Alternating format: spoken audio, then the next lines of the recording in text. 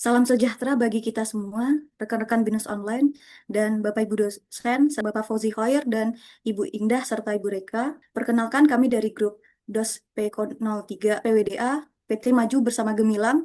Pada kesempatan ini, kami akan mempresentasikan final project praktikum. Kami beranggotakan 5 orang, dengan saya sendiri, Dwi Bilqis Khairunisa, lalu yang kedua Muhammad Khair Agustian, yang ketiga Nova Rikza Umami, yang ketiga Raja Hafizu Hikmah, dan yang terakhir adalah Aura Arles Asano Farima.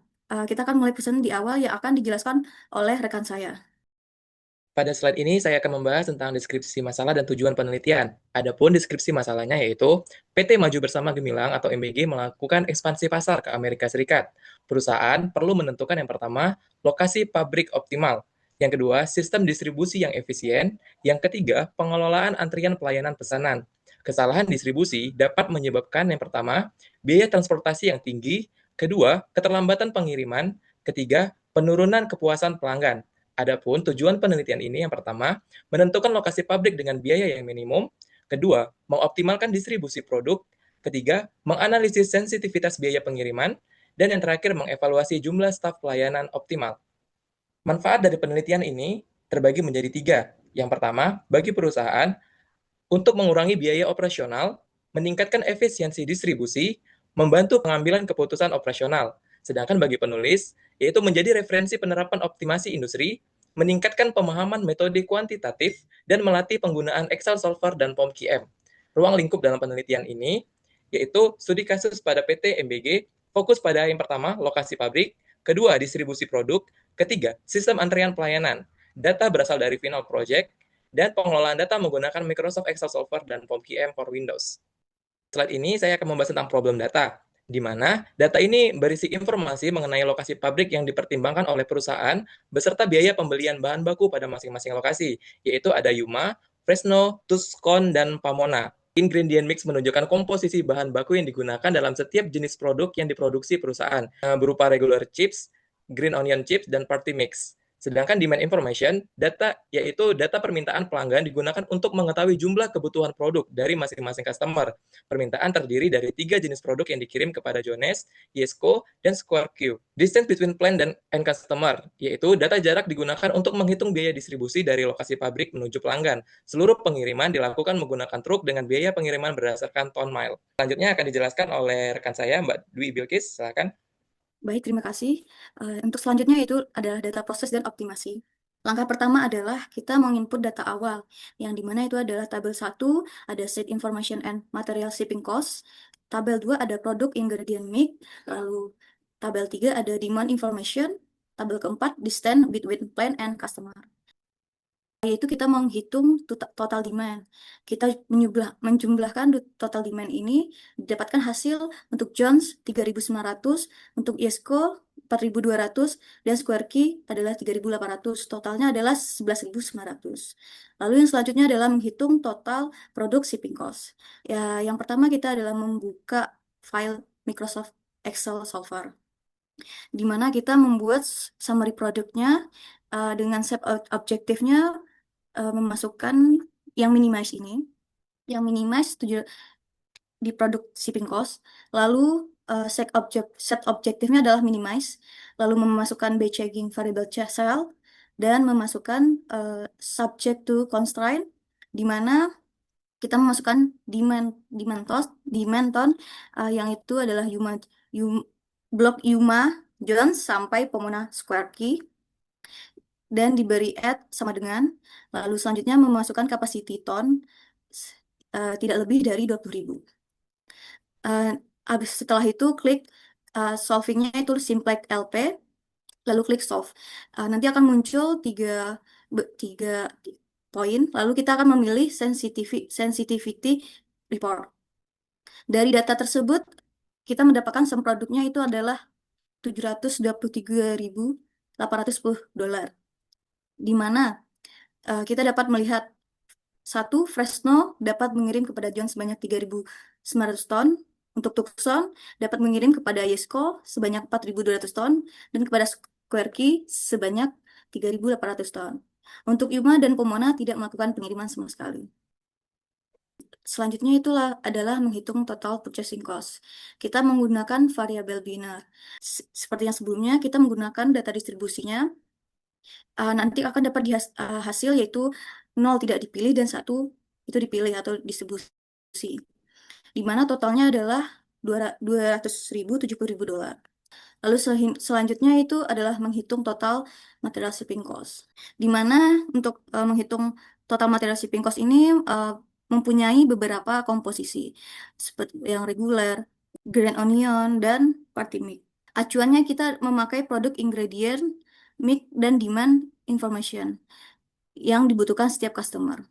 Menggunakan acuan set information dan material shipping ini dikalikan dengan hasil yang distribusi.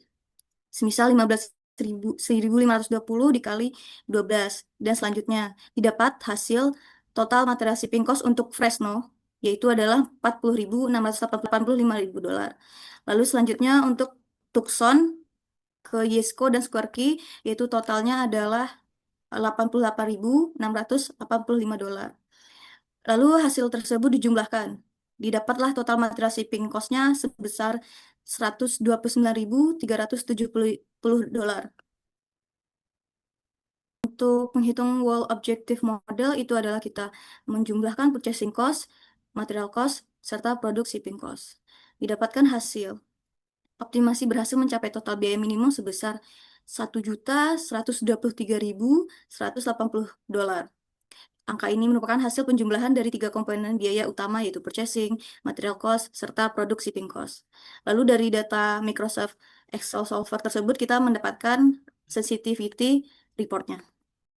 Untuk pengujian sensitivitas terhadap model optimasi distribusi untuk mengetahui seberapa stabil solusi optimal ketika terjadi perubahan biaya transportasi maupun permintaan pelanggan. Selain itu, analisis ini bertujuan untuk mengidentifikasi faktor yang paling mempengaruhi total biaya distribusi, menentukan batas perubahan parameter yang masih mempertahankan solusi optimal, serta memberikan rekomendasi strategis bagi perusahaan. Berdasarkan hasil optimasi distribusi, diperoleh jam distribusi optimal yaitu Fresno menuju Jones sebesar 3.900 ton, Tucson menuju Isco sebesar 4.200 ton, dan Tucson menuju Scorpio sebesar 3.800 ton. Dari hasil tersebut, diketahui bahwa Fresno dan Tucson menjadi pusat distribusi utama, karena memiliki biaya distribusi yang paling efisien. Sementara itu, Yuma dan Pomona tidak digunakan dalam solusi optimal karena biaya distribusinya lebih tinggi dibandingkan jalur lainnya. Selain itu, seluruh jalur yang aktif memiliki nilai reduce cost sama dengan nol, yang menunjukkan bahwa jalur tersebut sudah berada pada kondisi optimal. Sebaliknya, jalur yang tidak digunakan memiliki reduce cost positif, sehingga apabila dipaksakan, digunakan justru akan meningkatkan total biaya distribusi perusahaan. Pada analisis sensitivitas biaya distribusi, jalur Tucson menuju Scorpio menjadi jalur paling efisien dengan biaya distribusi sebesar 18,15 dolar per ton, sementara itu jalur Fresno menuju Jones masih bisa dianggap stabil meskipun terjadi kenaikan biaya sebesar 2,85 dolar per ton. Namun, apabila kenaikan biaya melebihi batas tersebut, maka pola distribusi optimal berpotensi berubah. Secara umum, hasil ini menunjukkan bahwa modul distribusi masih cukup stabil terhadap perubahan biaya transportasi. Selanjutnya, analisis sensitivitas permintaan pelanggan menunjukkan bahwa pelanggan Jones memiliki shadow price tertinggi, yaitu sebesar 97,80 dolar. Artinya, setiap kenaikan permintaan sebesar 1 ton dari pelanggan Jones akan meningkatkan biaya total distribusi sebesar 97,80 dolar. Hal ini menunjukkan bahwa Jones merupakan pelanggan yang paling sensitif terhadap perubahan permintaan. Oleh karena itu, perusahaan perlu mempertimbangkan penambahan kapasitas produksi maupun alternatif jalur distribusi yang lebih efisien, gunanya untuk mengantisipasi peningkatan permintaan di masa mendatang. Next. Dari sisi kapasitas produksi, diketahui bahwa kapasitas maksimum pabrik mencapai 20.000 ton per tahun. Namun, kapasitas di Fresno dan Tucson masih belum dimanfaatkan secara penuh. Nilai shadow price, kapasitas yang rendah menunjukkan bahwa penambahan kapasitas produksi saat ini belum memberikan pengaruh signifikan terhadap penurunan biaya distribusi. Sementara itu, Yuma dan Pomona memiliki shadow price sebesar nol, sehingga tidak memberikan pengaruh terhadap total biaya distribusi perusahaan. Terakhir, dilakukan simulasi kenaikan biaya transportasi sebesar 20%, yaitu dari 0,15 dolar menjadi 0,18 dolar per ton mile. Hasil simulasi menunjukkan bahwa total biaya distribusi memang meningkat, namun struktur solusi optimal tidak mengalami perubahan. Tucson tetap menjadi pusat distribusi utama dengan Fresno tetap melayani pelanggan Jones. Berdasarkan hasil seluruh analisis ini, dapat disimpulkan bahwa solusi optimal distribusi perusahaan masih cukup stabil dalam batas perubahan tertentu. Faktor yang paling sensitif terhadap total biaya adalah biaya transportasi, sedangkan pelanggan Jones menjadi pelanggan yang paling mempengaruhi biaya distribusi. Selain itu, perusahaan juga masih memiliki kapasitas produksi yang cukup fleksibel untuk menghadapi kemungkinan permintaan di masa depan. Oke, berikutnya kita sampailah pada tujuan penelitian yang paling akhir, yaitu tentang bagaimana mengevaluasi jumlah staf pelayanan yang paling optimal. Dengan case di mana kita akan membandingkan penggunaan 5 staf, 4 staf, dan 3 staf. Dan kali ini kita akan mengaplikasikannya dalam software POM-QM. Oke, untuk kondisi optimalisasi pada 5 staff, kita mengisi number of serversnya itu di angka 5 sehingga dihasilkan beberapa data sebagai berikut, baik dari secara cost versus serversnya, table of probabilities-nya, sensitivitasnya, dan beberapa data result lainnya. Kemudian berikutnya untuk kondisi dengan 4 staff, number of serversnya diganti jadi 4 staff, dan dihasilkan data sebagai berikut. Dan kemudian untuk kondisi 3 staff juga sama, number of serversnya kita atur jadi di angka 3, dan kemudian dihasilkan data yang tersaji sebagai berikut. Nah, dari ketiga data tersebut, jika kita satukan dalam beberapa parameter berkaitan dengan utilisasi, rata-rata jumlah pesanan dalam antrian, rata-rata jumlah pesanan dalam sistem, rata-rata waktu tunggu dalam antrian, P0, waktu total dalam sistem, probabilitasnya, itu dihasilkan penjabaran sebagai berikut. Nah, dari beberapa data ini, maka kita bisa menandakan untuk pengurangan dari 5 staf ke 4 staf, itu untuk nilai probabilitas pesanannya itu masih lebih dari 3. Dan itu artinya kenapa dia masih di bawah angka 6%. Karena kalau 4 staf, di situ terlihat 5,1%. Terus kemudian untuk biaya operasionalnya memang turun dari 5 ke 4, hematnya di angka Rp317.000. Dan terkait dengan kinerja pelayanannya, itu nilainya juga sama karena dia ada waktu tunggu yang turun, nilainya di 0,06 menit.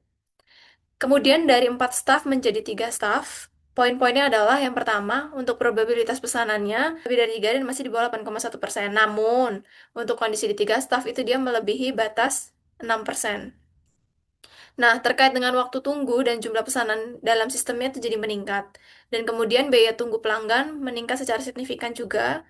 Terus biaya gaji memang berkurang, tetapi biaya tunggu itu membuat total biaya tetapnya itu menjadi rendah, tapi resiko penurunan kualitas pelanggannya itu jadi tinggi karena kan waktu tunggunya lumayan ya gitu. Nah, maka dari sini evaluasinya menunjukkan untuk kondisi 5 staf menjadi 4 staf itu masih oke secara ekonomi dan kualitas pelayanan.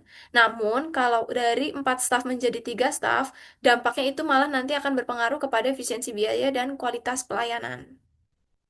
Berdasarkan hasil penelitian dari rekan-rekan yang sudah saya sampaikan, di sini saya akan menyampaikan kesimpulan secara singkat saja. Untuk yang pertama, dari keempat alternatif lokasi pabrik, hasil optimasi menunjukkan bahwa lokasi yang terbaik ditunjukkan untuk area Fresno, California, dan juga Tucson di Arizona. Dengan total biaya minimumnya sebesar $1.123.180. Untuk pola distribusinya, Fresno melayani pelanggan Jones sebesar 3.900 ton, Tucson melayani pelanggan YZCO sebanyak 4.200 ton, dan Square Q sebanyak 3.800 ton. Selain itu, kapasitas produksi kedua pabrik juga masih terbilang masih cukup banyak, karena Fresno baru menggunakan 19,5% dan Tucson 40% dari kapasitas 20.000 ton per tahunnya. Maka daripada itu, perusahaan masih memiliki kapasitas cadangan yang cukup besar untuk ekspansi perusahaan ke depannya tanpa investasi fasilitas yang baru. Lalu, pada analisis jumlah staf menggunakan queuing teori, diperoleh hasil bahwa penggunaan 4 staf merupakan kondisi paling optimal karena mampu menekan biaya tanpa menurunkan kualitas pelayanan secara signifikan. Lalu yang selanjutnya, saran-saran yang dapat kami berikan untuk hasil penelitian ini. Yang pertama, untuk lokasi dan distribusi, perusahaan sebaiknya mempertahankan untuk lokasi Fresno dan juga Tucson sebagai pusat produksi dan distribusi utama karena memberikan total biaya yang paling efisien.